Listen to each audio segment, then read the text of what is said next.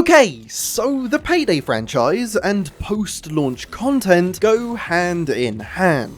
While Payday the Heist received a couple of notable expansions in the years after its release, and Payday 3 has collected a modest offering of additional content, both free and paid, over the last 2 years, it's without a doubt Payday 2 that takes the #1 spot for the game with the most DLC. Over 70 individual DLCs are included in the Infamous collection that contains everything currently available on Steam, and that, as you can imagine, comes with a hefty price tag. Just over £100 is a lot of money to put up for a 13-year-old game, regardless of how good it is. If you decide to forego the 3-figure straight plunge and instead opted to pick up each individual DLC one at a time, as and when you're ready to try out some new content, you'd be sacrificing the Infamous collection's discounted rate and would end up spending over £200. So whatever way you slice it, getting access to all of Payday 2's content can still be very expensive even in 2025. However, this week Starbreeze introduced a brand new way of accessing all of the game's content for a price tag that competes with a single one of its revival-era heist DLCs. It's about time that I dropped all of the vague implications and just outright said it. Payday 2 now operates on a subscription-based model as well as the standard DLC pricing structure. On Steam, for just £3.99 a month or around $5, you can now pick up the Payday 2 subscription. For a monthly fee, you'll have access to all of the game's DLC that is currently available for sale. It's definitely worth paying close attention to how that's worded, because there are some stipulations to the content you'll have access to. Firstly, and most importantly for new players who are using this as an entry point to the game, you'll still need to own the base game of Payday 2 to access the DLC content. The core game, and by extension the many free pieces of content released over the years for it, are not included within this subscription price, so you will need to buy that on its own before jumping in. Conveniently, up until September 29th, as part of Payday 3's anniversary franchise-wide sale, the game is heavily discounted. If you haven't picked up Payday 2 before this, but somehow found yourself watching a video about Payday 2, the game is certainly worth that price of admission, even without any of the paid expansion packs. If you decided to add Payday 2 to the ever-growing list of monthly subscriptions that we pay in the modern world, you'll get access to almost every single piece of paid DLC content released over its 13 years of support, and I imagine if there is a paid DLC added to the game in the future, it would also be included. There is, however, a single piece of paid DLC currently available on the Steam marketplace that isn't unlocked through this subscription, and it's a real shame, as it's widely considered to be the single best DLC the franchise has ever had that was also a collaboration with 2 internet personalities. I don't want to take sole credit for that, but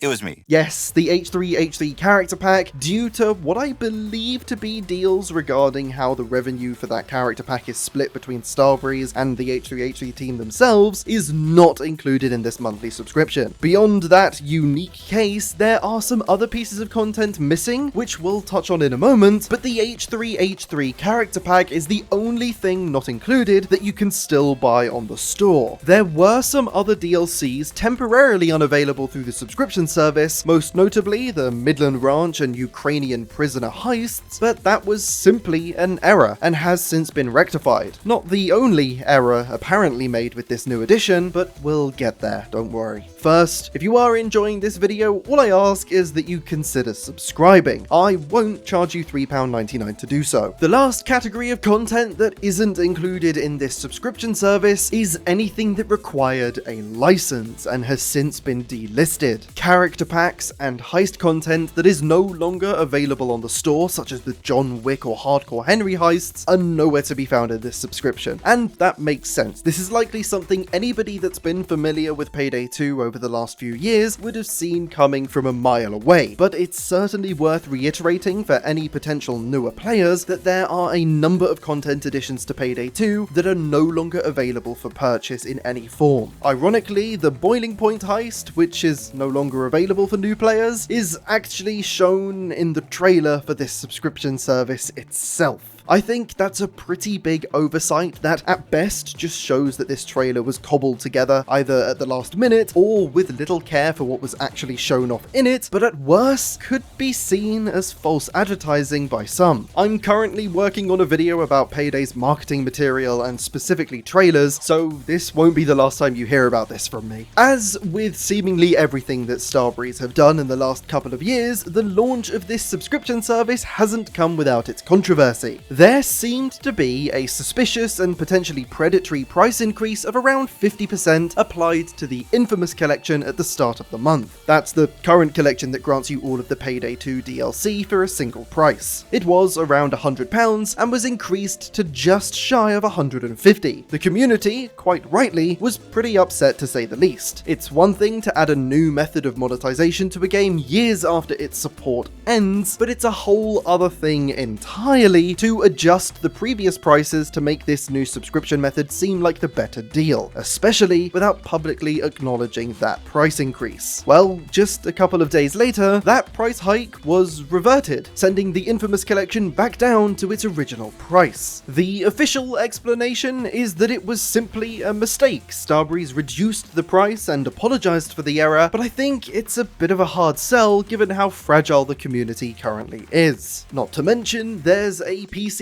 Gamer article that claims to have an official statement from Starbreeze in which it's implied that the change was intentional and it just shouldn't have released so close to the launch of the subscription service. I think Hauer summed it up perfectly here. Essentially, regardless of whether or not you think this was intentional or just an honest mistake, the damage is done from a PR perspective, but the price increase has ultimately been reversed. So, with the biggest controversy surrounding the launch of this subscription service now addressed, is this a good thing for the game? And I certainly think so. Subscription services inherently come with their own downsides. You might not remember to cancel it, and even if you do, opting to use it as a trial run to see if you like the game's content before eventually purchasing something like the Infamous Collection, you've still in essence paid just a little bit more than you would have had to otherwise. But I think the benefits far outweigh the detriments. The game has an insane amount of DLC content, and this subscription offers you the chance to take it all for a spin for a month or a couple of months, depending on how long you need to inform your purchase. If we do the maths, subscribing for £3.99 is cheaper than buying the Infamous Collection at its usual price of around £104 for just about over 2 years. And that's also part of the reason why I have no issue with this subscription. You are still more than welcome to purchase all of the content that is included within it. So, if you decided at the end of a month or two that there were certain weapons and attachments you'd never use, heisters you'd never play as, cosmetics you'd never equip, and heists you'd never want to play again, you can take that information forward and buy just the DLCs you enjoyed the most. Though I would warn you, if you start buying all the DLC piece by piece and eventually end up buying everything, the price is much higher overall. But all in all, as long as the option to buy all of the DLC packs remain accessible alongside the offer of this subscription service, I have literally nothing negative to say about it. I think it's a fantastic way of helping newer players get past that high price to entry without having to do hours upon hours worth of research into which DLCs contain which content and whether or not that content is something they're interested in. I highly doubt that this was Payday 2's content update that the new CEO has been teasing over the last few months, and would like to assume this is just a stepping stone on the road towards that update. We are going to be hearing a lot more about Starbreeze's plans for the future of Payday on October 2nd, and as soon as that news breaks, I'll be here to discuss whatever it may be. This week, we also saw the reveal of Payday 3's upcoming skills overhaul, and I will be talking about Skills 2.0 soon enough in its own video, but in the meantime, if you want to learn more about Payday 3's most recent update and the delivery charge heist, you can click the video on screen now for my thoughts on Update 16. Thank you very much for watching, and I'll see you